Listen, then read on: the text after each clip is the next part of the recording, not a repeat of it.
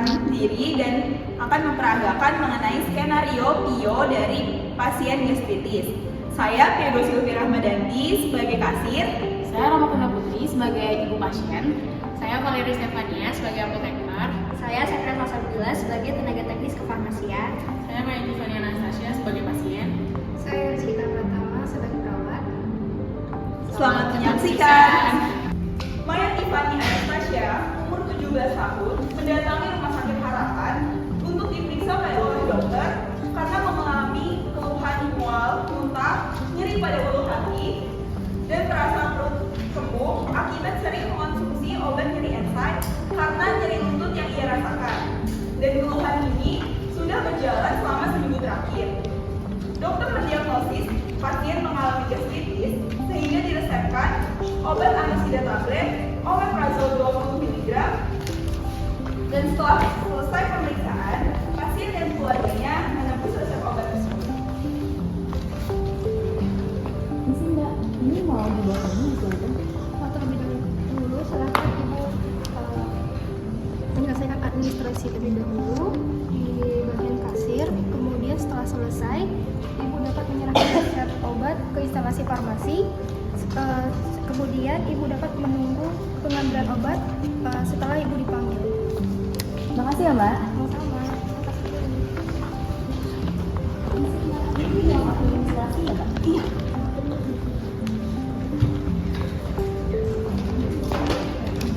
Ini resepnya Mbak. Atas nama Maya Anastasia ya Bu ya? Iya betul. Jadi semuanya totalnya itu jadi 150.000. Untuk pembayarannya mau dilakukan melalui apa? Secara cash bisa ya Mbak? Bisa. Ini ya Mbak. Saya terima ya Bu uangnya. Ini untuk kembaliannya. Makasih. Sama-sama Ibu, semoga cepat lekas sembuh ya.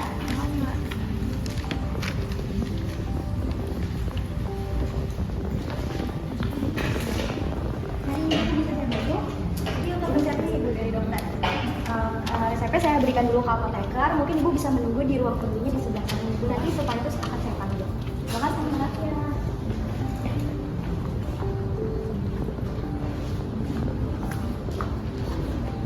Atas nama Maya Tiffany. Silakan ibu untuk pengambilan obatnya. Jadi nanti sebelumnya akan diberikan informasi terlebih dahulu oleh apoteker yang bertugas terkait dengan pengobatannya seperti apa. Terima kasih Mbak. Selamat pagi, saya Valerie selaku apoteker yang bertugas hari ini. Apa benar resep ini atas nama Kamaya, usia 17 tahun? Iya benar. Iya, betul. Untuk anak saya sendiri. Baik Kak, Bu, obat yang diresepkan oleh dokter ini ada dua ya. Ada antasida dan juga omeprazol 20 mg. Untuk antasida ini berfungsi untuk menetralkan asam lambung dari kakak. Diminumnya sebanyak 3 kali dalam sehari ya Kak. Sebanyak 1 tablet diminum sesudah makan. Kemudian untuk omeprazol sendiri ini berfungsi untuk menurunkan produksi asam lambung kakak supaya nyeri yang kakak rasakan pada bagian ulu hati itu bisa teratasi. Diminumnya 2 kali dalam sehari ya Kak, sebanyak 1 tablet diminum 1 jam sebelum makan. Nah, kedua obat ini dapat kakak minum selama 7 hari atau 1 minggu. Dan perlu diperhatikan ya Kak, Bu, kalau obat ini tidak boleh diminum secara bersamaan keduanya.